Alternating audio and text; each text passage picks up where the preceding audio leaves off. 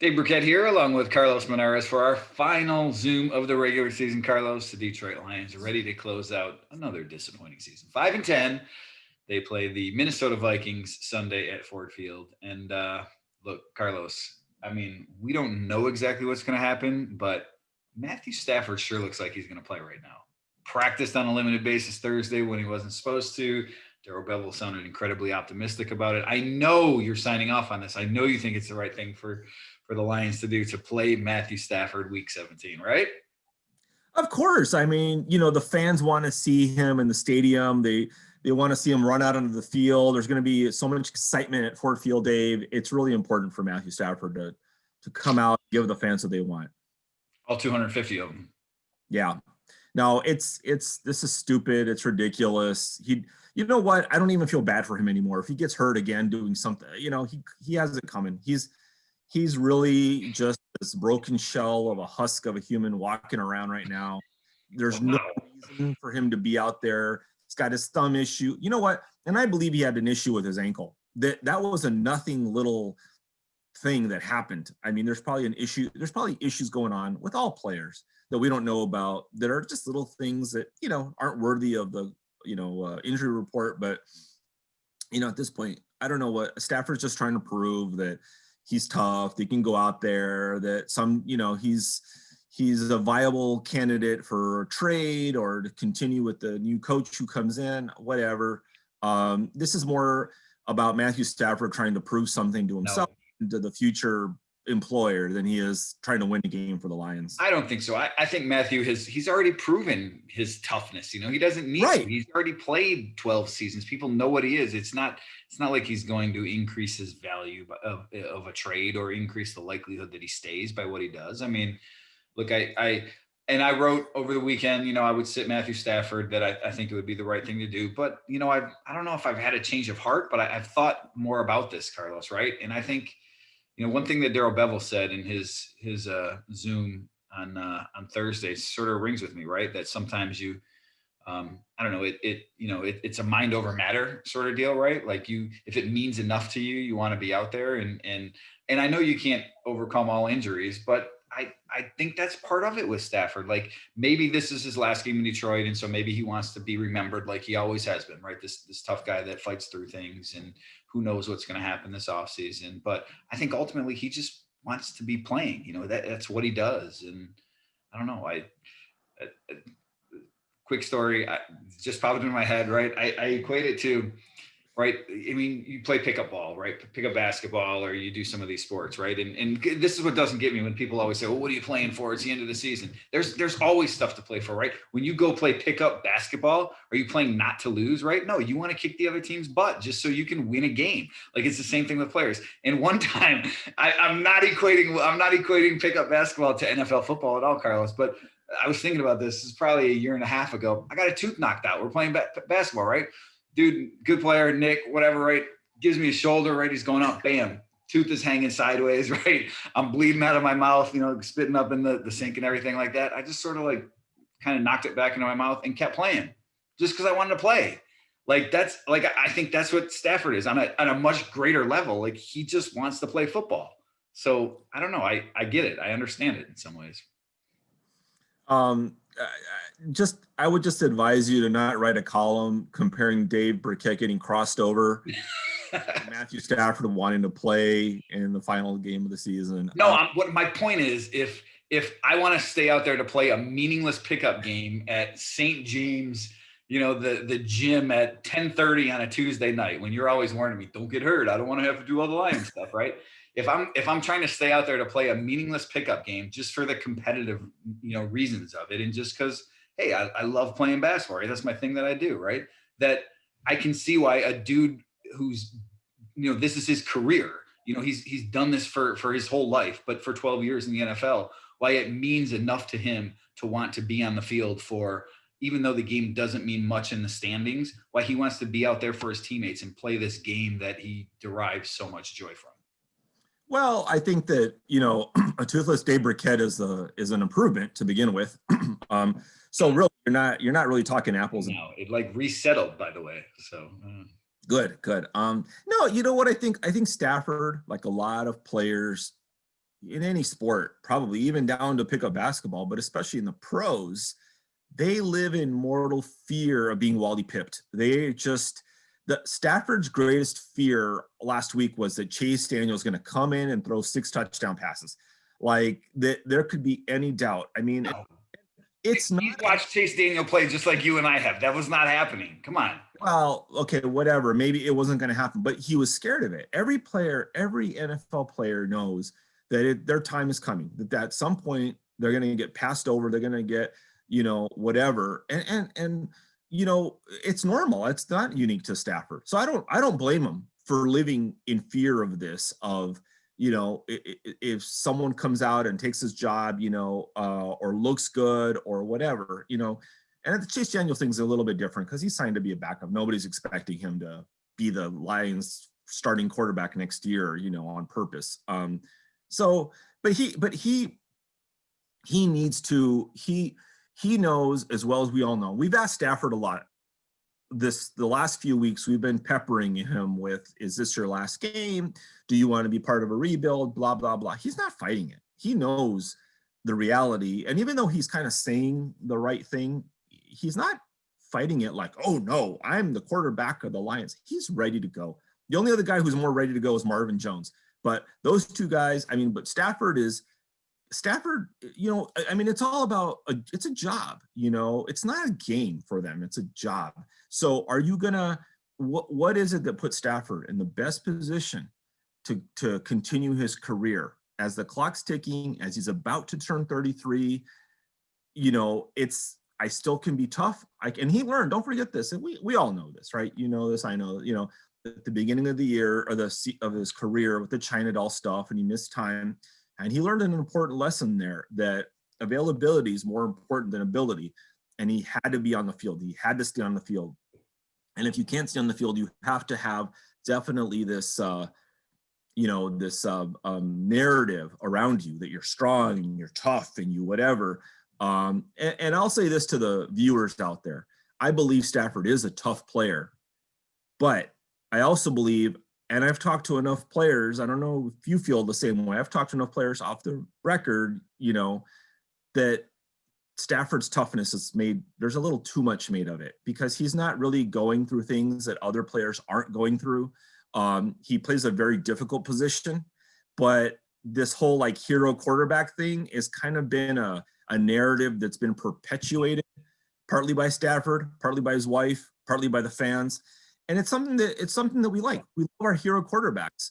So I think some players have not really, not that they hold it against them, but they feel like, yeah, okay, nobody else has had a broken whatever out there and a fractured thing. And, Glover and Quinn had what was his injury? We finally saw him in a boot one time. We were all shocked and like, oh yeah, that's been going on forever. You just didn't see it.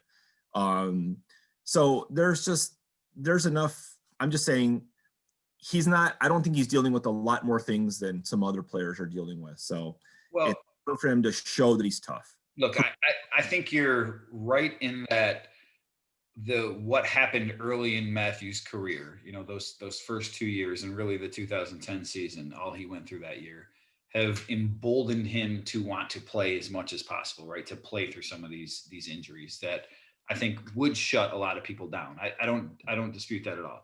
But I don't think at all that players think his toughness is overblown. I think players respect and admire what he's willing to play through for them, his teammates and for the team. Like I found players that really, they appreciate that. So I think that's part of it. But look, other than Dan Orlovsky, I think there's plenty of guys. When I wrote about his 40,000 yards last year, I talked to so many receivers, so many players, teammates, whatever, and that's what they said. They talked about him being in the huddle and not being able to breathe, right? He takes shots and he's gasping for air between words. He can't spit things out. And so I think there's a great admiration for that, because sometimes quarterbacks are, maybe it's not entirely accurate, but they are sort of seen as the pretty boys, and they're the guys that you can't get hit in practice. And so I think they appreciate when a guy like Matthew does take a pounding, because he has over the course of his career. Even more, I think, than he has this year. I mean, the sacks are down a little bit. He's been injured this year, but he's taken a pounding in different years. So more of a pounding in different years. So I think players do appreciate that about him and about what he adds. The value that he adds to this team. Yeah, let's just be real. Hi, this is Dave Birkett of the Detroit Free Press. I'm writing a story about Matthew Stafford's toughness. You think he's tough or is he soft? When they're on, I wasn't writing about his toughness. I asked for stories, and that's what people. All right, you've been in the locker room. You've been in the locker room like I have. You haven't quietly off the record, like, not that we go in and ask, is Stafford really that tough? But it's not this. I don't get this overwhelming sense of, oh man, this guy. Jack Youngblood playing with a broken leg in the Super Bowl. I don't get that sense from the players. Like, yeah, he's tough. Yeah, he puts himself through a lot. There's a lot on his plate. They definitely respect that. But I get the sense, and sometimes it's what players don't say, or how they say or don't say something, subtle things of like, yeah, he's tough. I mean, I don't think we need to debate his toughness, right? Because he's played through a lot. The real question is, I mean, really, it's perception. We're talking about perception, and that's what this is about. It's all about perception, and that he doesn't want his last moment at Ford Field to be possibly is tripping over someone's foot, and that knocks him out of the game. Well, I do think you're right about that. That maybe if this is Stafford's last hurrah as a Lion. He certainly doesn't want to go out as having played 4 snaps in a 47-7 loss because he sprained his ankle. I think there is something. I think there's a lot of reasons, right? I think he wants to come back for that reason in case this is his last game to, maybe go out on a good note. I think he genuinely loves. I think he genuinely loves being out there and playing football and with his teammates. I think there's some personal and professional pride, and this is what I'm paid to do, and I want to be there. Maybe a little bit of it is hey, let's send Darrell Bevel out with a good showing. I mean, I think there's a lot that goes into that decision to want to be out there. But I do think it's genuine. I think the bigger point is sort of what you were saying, Carlos. What you were talking about him sort of being resigned to what comes next. I got the sense that he was. I think he's a little conflicted. Like, I think part of him is like, yeah, I've been here for my whole career. I wanted to be here. I do want to sort of finish what I started, but I also realized that my best chance, maybe only chance to experience some success is to go elsewhere, right? Is to go to, be the missing piece for the Colts or the Patriots or, whatever team out there, the Saints next year, if they get rid of Drew Brees, if he retires. I do think that he will have a decision to make this offseason, or there's something that will be a tug of war in his mind over what comes next for him in his career. Yeah, the thing you said of he wants to go out on a good note, and maybe that's returning, like going on a good note, yielding to Kyle Trask in week 6 is not, I don't think that's a good note for him. Yeah, I mean, you want to go somewhere where you're wanted, where you're seen as the future. You have the clock is starting on a new phase of your career. The clock is ticking down on him in Detroit. I mean, it's just a fact, and it's just you don't have the same baggage when you go somewhere new, and I totally agree with you. He'll go anywhere to any of these teams, good teams, Pittsburgh, these kind of teams that are just missing that younger quarterback, the bridge to maybe whatever, but they're just that maybe the quarterback away, for sure. And I think he, that's just a smart professional move for him, like he should do it. He should want it to happen. And his wife doesn't have to live in a dictatorship if they get to move somewhere else. Which, by the way, I hope they don't move to California, because that's not really where they want to end up. But they already have a house out there, so yeah, well, yeah. So that's my turn blue. It'll be interesting to see what happens to Stafford, but I think if nothing else, he'd want to come out in this game on Sunday against season finale, and hey man, if he only plays a series or two, he can spin the narrative. The narrative can be spun of he made it. He gave it his all. He tried to go, just couldn't do it. He's not playing a series team. He's playing if he's playing. Well, I don't know. We'll see. I mean, who knows what that ankle's like? Who knows what else he's dealing with? But I think he's going to try to give it a go. And like you said, kind of go out on a good note, whatever. So Well, I don't think it's gonna be enough, but yeah, I don't know. I will get to our predictions here in a sec. I do. You said, the next regime, and look, the thing that I'm torn at, because somebody did ask me, and maybe I'll save this for the mailbag for, pay your 50 cents or whatever it costs for paper these days. 50 cents. Buy a subscription. 50. Buy an online subscription, and then it's pennies. It costs pennies a day. Do you people know how much it costs to keep this man happy? Do you understand that? Please subscribe to the Free Press. Yeah, subscribe. That's right. I'm here in a work release program. Make nothing, but this man here needs to be paid. Hey, I ordered some food. Can you bring it to me, Carlos? Come on. What's that going on here? It's coming. That's my second gig. Yeah. Yeah.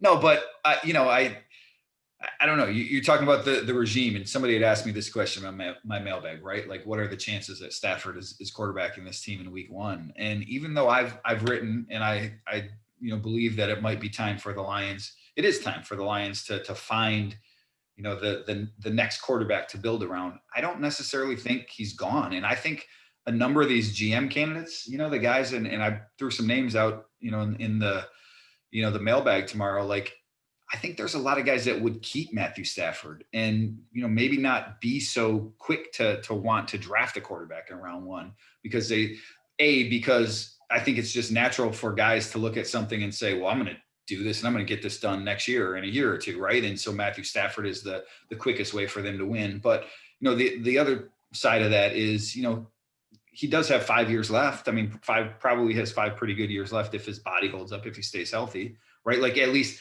from a skills standpoint, look at the way quarterbacks are playing into their 40s, right? He's going to be 33 in February. So there's no reason that he can't still be slinging the ball around at a high level at 38, I guess is what I'm saying. And so I think a lot of GMs will look at that and say, you know what, he's part of my 5-year plan, and I'm going to have to find a replacement for him eventually, but I don't need to do it right now. And so if I was laying odds, I think Matthew might be the quarterback in week 1 next year. Okay, how can you say he's a 5-year plan when it's one thing if he was completely healthy or had a couple of things? He has some serious health issues recently. I mean, I agree.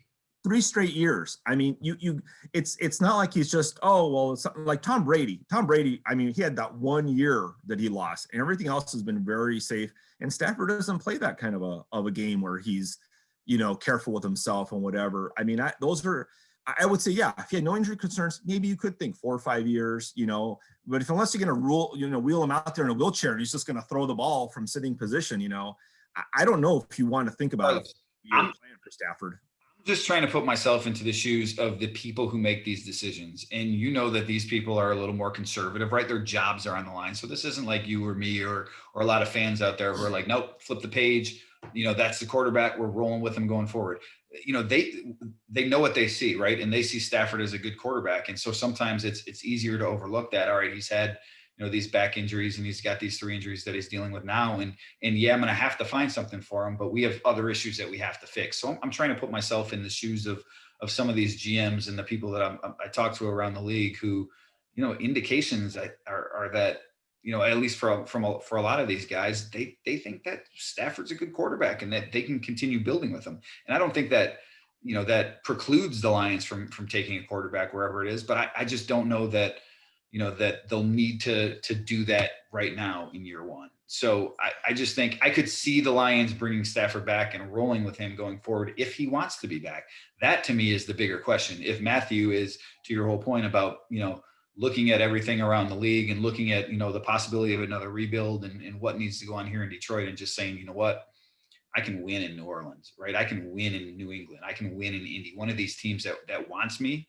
And so maybe he forces the Lions' hand. Well, that's another question is how much he forces their hand. But also the thing is, the big question is going to be, it's Sheila Ford Hamp who has to kind of lead the way here and say, do we want to move on from Stafford? Do we want to build toward the future? I give the GM my blessing to look into trade options to get more draft picks. If you like the quarterbacks, if you like Trask and Trey Lance and these guys, if there's someone you like that you think can be the future of building this team, I give you the okay. I don't expect us to make the playoffs this year. You draft a young quarterback, whatever. If you can get good value for Stafford on the open market, get more draft picks, fix the defense, but also draft a quarterback that you like. Now, if they don't like any of the quarterbacks, they say, you know, Lance played one game or whatever, and Trask, you know, whatever, he has issues, or Mac Jones or whoever it is. If you don't like the quarterbacks legitimately, you tell Sheila, I'm not in love with this. I don't want to have to pick a quarterback, even though we're picking 7th or whatever. Then fine, keep Stafford, keep him on the roster for a year. And I totally agree with you, Dave, that is absolutely the consensus in the NFL is Stafford is a good quarterback. Stafford. This is also the consensus by the people who have not been in Detroit, who have not seen him play on a down by down basis and seen him make mistakes and seen him. They see a lot of the flawlessness, the great plays, and Stafford is smart. He talks a good game. He knows what he's doing. All this stuff, right? So outside of Detroit, Stafford is seen as like, well, of course you'd want him as a, meanwhile, you're on your 4th coach with this guy, your 3rd general manager, like you have to look at Stafford's career holistically. What has he done? What has he not done? When has he made big plays? What is his success been? Like if he was that good, they would have won more by now. They would have won a playoff game, but the popular thing is you want to say that Stafford's a good player or whatever, because it's much easier to defend Stafford being a good quarterback than it is to attack him. When I say negative things about Stafford, people hate me for it. They don't like it. It's too much truth. We hate you regardless. Yeah. Never mind that I've been here his whole career, 12 years, and talked to him in the locker room every day and everything else. And I like the guy, but I would not hitch my, wagon to his future. And that's not to say it may not work somewhere else. But the GMs absolutely, GMs want options. They want as many options as possible. And Stafford's a good option. It's a good place to be actually for a general manager coming in here. I just worry, like you said, they tend to be conservative, and let's let the Stafford thing play out for a couple of years. Nah, it didn't work. Year 3, well, we're picking 15th. Now we have to pick a quarterback. And now who do you get? That's the concern. I do agree with that because, as I wrote the other day, right, when you're forced to pick draft for need, that's when you make mistakes, right? And so my whole point with everything about Stafford is just, if you like the quarterback, right, if you're picking at 5 or 3 last year or 7 or wherever you end up, right, if there's a quarterback there that you like, if it's Justin Fields, if it's Trey Lance, whoever it is, Zach Wilson, and you think that guy's going to be a really good NFL quarterback, you take him. You don't worry about hurting anybody's feelings. You just make that pick because that's the right thing to do for your franchise. If you have doubts, like you said, if you don't want to be forced into taking it, but you need to make that decision. You need to find that guy before the time comes that you're forced into making that pick. I think that's what will be incumbent upon the next general manager doing. I think that's the recipe for success in the NFL. And so I do hope that whatever happens with Matthew, that at some point here, the next GM has to find their guy at that quarterback position, and sooner rather than later. Well, I don't want to not too much longer on this. I don't have to go too much longer, but you've said this before. It's coming with the 5-year plan. So what is their 5-year plan? And, the problem with the scary thing about picking a quarterback, nobody knows. I mean, Trevor Lawrence is the sure thing, right? Who knows? But he looks damn good.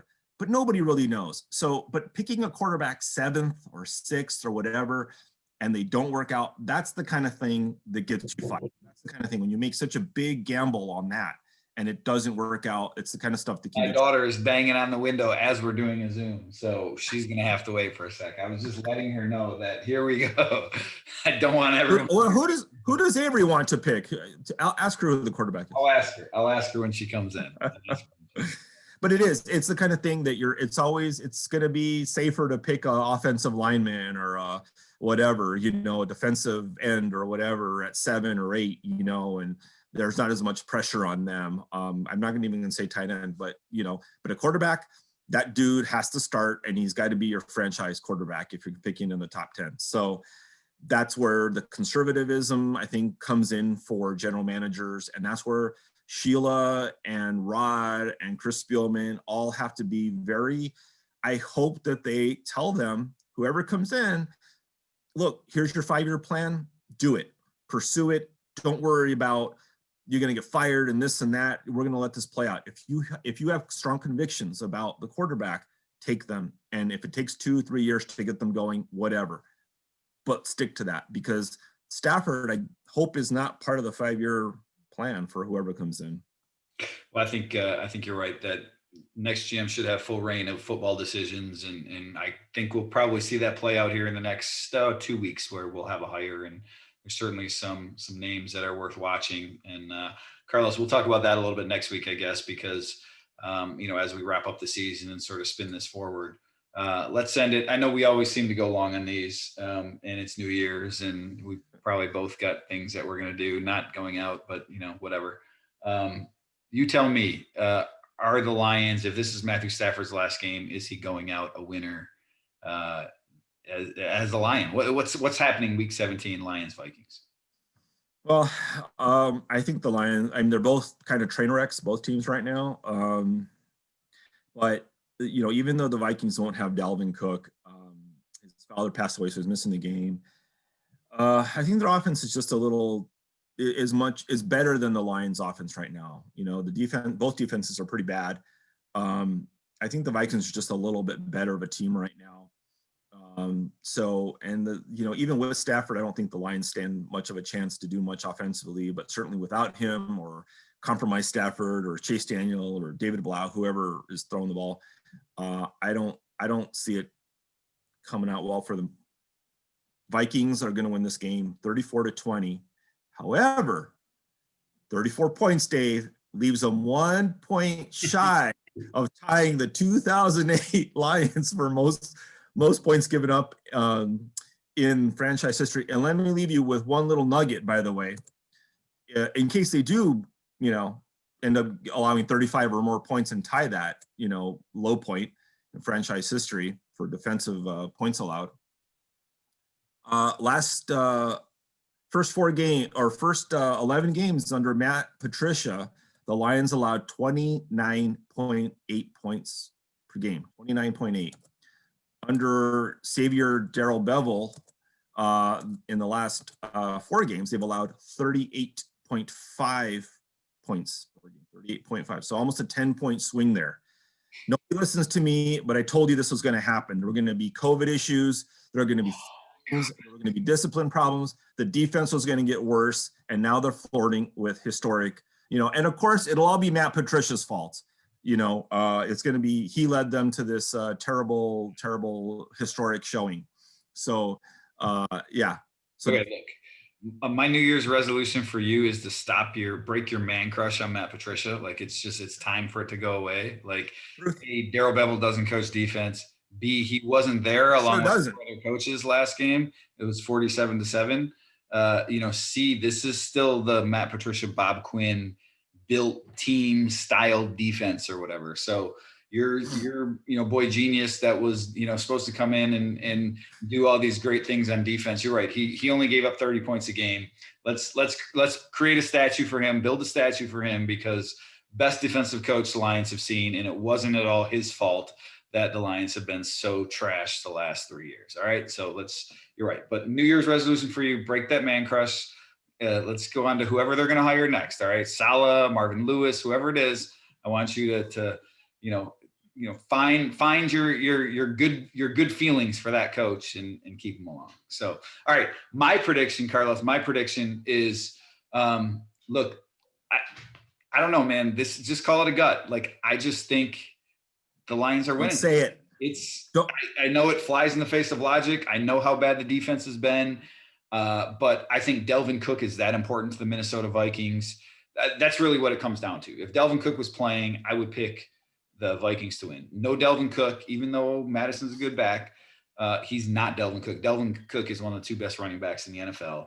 I just don't trust Kirk Cousins. I don't know that he can beat you. Even a bad defense like the Lions, a mediocre quarterback like Kirk Cousins, I just don't know that he's going to put up the numbers. And like you said, it's not like Minnesota's offense has been great. So I'm calling this one 28-27. Maybe that's a little light on the points allowed from the Lions, as bad as they've been the last couple weeks. But look, if Stafford's out there, if they can control the ball a little bit, maybe maybe they are able to keep the Vikings offense off the field and do some things. So I think this is a close one, but just call it a gut. I know a lot of Lions fans out there won't be happy because they want to see the Lions get as high a pick as possible, and maybe all of a sudden they're picking 10 or 11 instead of 5 or 6. Detroit Lions winning 16th game of this 2020 forgettable season, 28-27.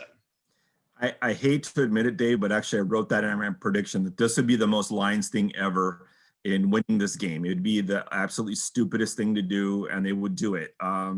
And I still think the Vikings will win, but I can't rule the Lions out from doing something very Lions-like. So I have to give you credit. It could happen. But, Kirk Cousins has owned the Lions. He's owned Matthew Stafford since the Capital One Bowl back in college.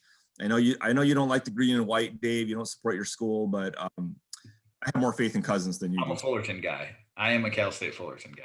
So yeah, no, well, that's smart. They're undefeated since 1992. Yeah, that's right. All right, let's leave it there because, again, we always go long. And like I said, we got plenty to talk about next week when we wrap this season up. But, hey, that'll do it for us. And, Carlos, Happy New Year to you and the family. I hope you enjoy the ball dropping tonight from your basement at home and don't get corona and bring it to the game on Sunday. So Happy New Year's. Yeah. Happy New Year to everyone out there watching. We always appreciate all that you've done. There's the ball right there. We appreciate all your support throughout the year. Thanks for watching us here on Freep.com. That'll do it for Carlos Monarrez. I'm Dave Birkett, Freep.com.